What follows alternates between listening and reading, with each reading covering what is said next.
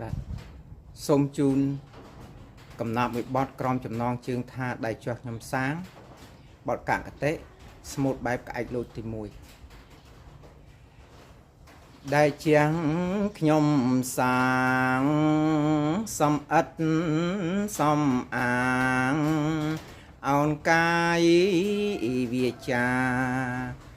សូមសុខសោភារួចពីទុក្ខា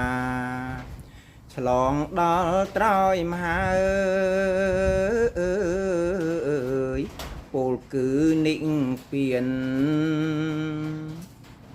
គ្រប់ជាន់គ្រប់ជាតិកុំអើយខ្ញុំឃ្លាតពីសិលនឹងទៀនគំនិតខ្ញុំកើតនៅកំណើតខ្ញុំមាន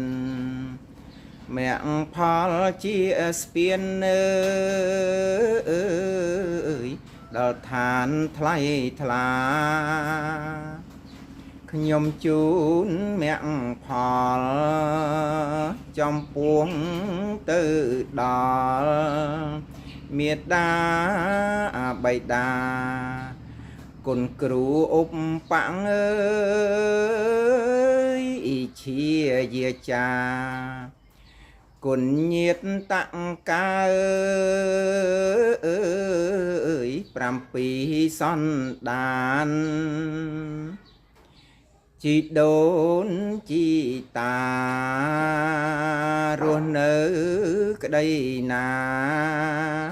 លោកម្ចាស់ចែកឋានខ្ញុំជូនមគ្គផលកុសលកាងថ្កានសូមសុខខ្សែមខ្សានដល់ឋានផុតទុក្ខខ្ញុំសូមសច្ចាកើតជាតិ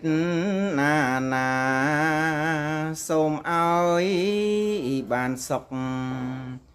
សូមមានបញ្ញាភ្លឺថ្លាមួមុតរួចផុតពីទុក្ខដល់និព្វានហោង